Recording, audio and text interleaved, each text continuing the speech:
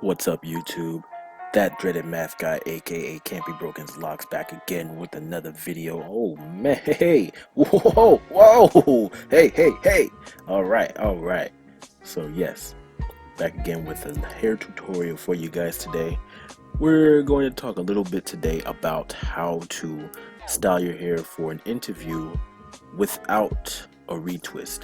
Now, I know it's been pretty tough right now for everybody, given the fact that some of you might not even have access to some of your stylists, but we've got a solution for that today. You're going to need these three things: bobby pins, as I just showed, a very nice loose hair tie that you can double up, and also have on hand a one that's a little bit better, one that's a little bit less weathered, I'll say, one that's still got a little bit of vitality left.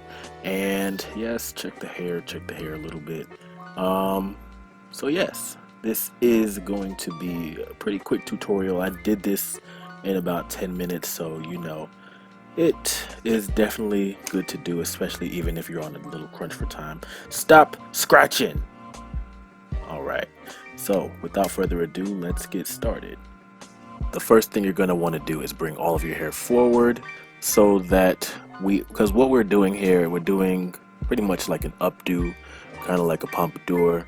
I've got a lot of inspiration for this from people like Gerard Green, Cheska Locs, who got their motivations from Janelle Monáe. And now that my hair is long enough, I feel like it's finally my time to try it. Now, once you've gotten all your hair to the front, you're going to start out by you're going to start with, your bottom two corners. Just take one lock in each hand.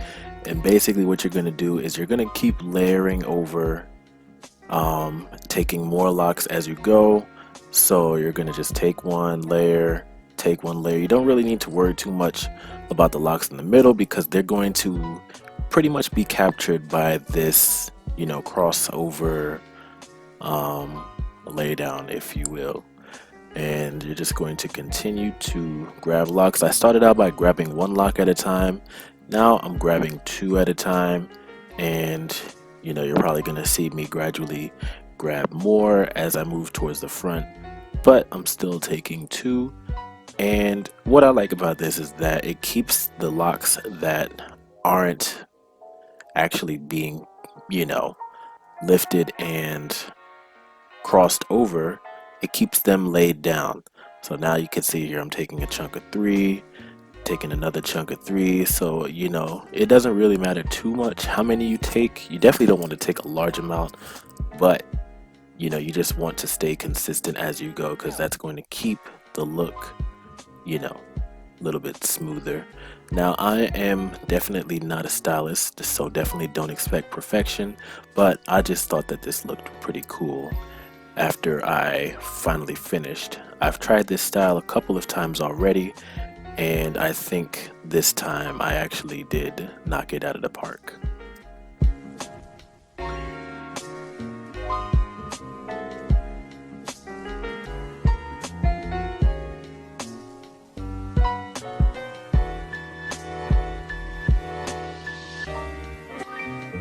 Okay, so now that I've wrapped up enough locks and done enough crossovers, I'm going to take my extra large hairband. I'm going to double it up early, and what I'm going to do is I'm going to use it to secure all the locks, including the last couple of locks that I crossed over. And what this is going to do, this is going to keep it all from unraveling it as you proceed into the next step. Also added stability for the style itself. This is going to keep the style, it's going to last as long as you let it, like literally up until you decide to take it out is, when the style will be finished. Okay, so now that the hair is secured, now you're going to take two chunks on the outer left and right hand side, and what you're going to do is you're basically going to tie them in a knot. And the knot's going to be tied up over everything else.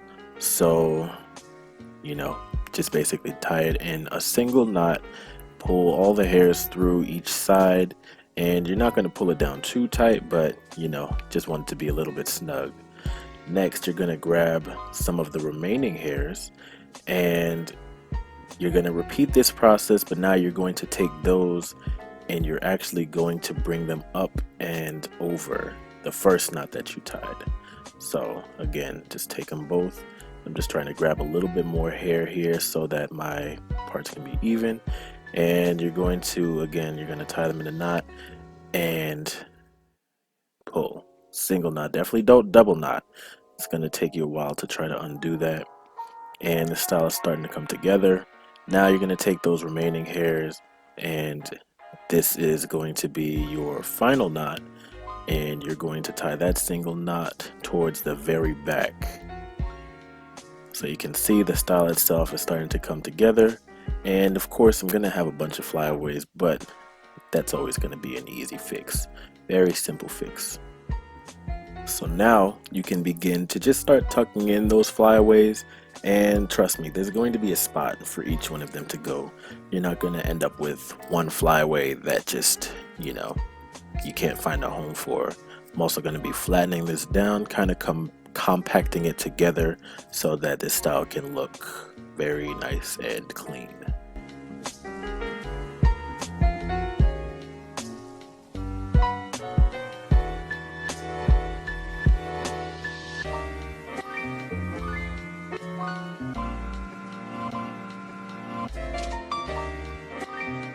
Next, you'll want to grab yourself a couple of bobby pins, because what that's going to do now, that's going to finally bring together the security, the smoothness, the everything of this style.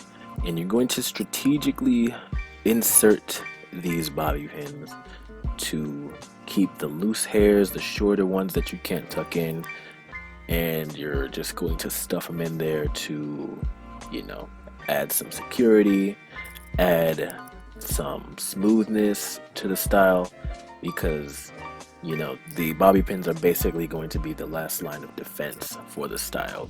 Once you've placed a couple of these in areas where you feel that they're needed, you will essentially be finished.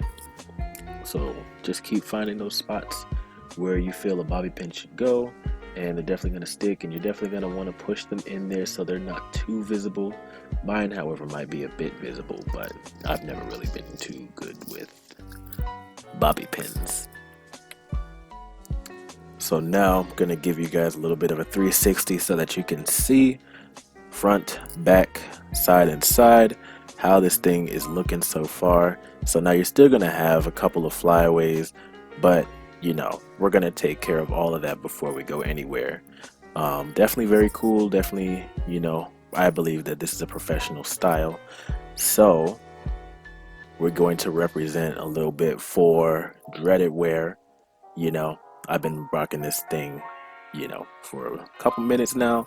Had no issues. This thing is amazing. However, if you do not have a dreaded wear lock sock, you can always just use a stocking or something that you can use to kind of compress the style a little bit, and that's exactly what we're using this for. We don't really, if you have to take this and go to sleep with it, if you do it before you go to bed, that's definitely going to keep it secured also.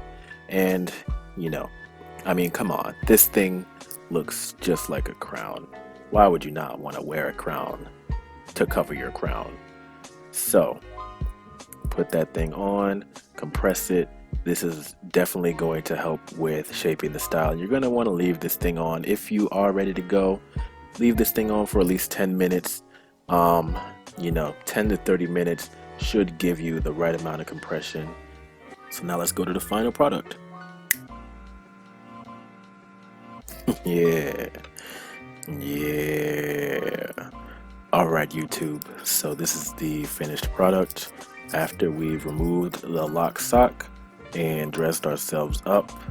I like to wear silver suits, well, not silver, but gray suits to interviews. I just feel like, so far at this point in my life, I've had the best luck wearing gray suits. They're a bit inviting and at the same time professional. you'll be taken seriously. I haven't really done too much to my beard because, I'm trying to let it grow, but, you might also want to get a tape up for the beard to bring the look full circle. But this is it, YouTube. So pray for you guys. I hope you're all able to try this out, get the job you want, and I'll see you in the next one.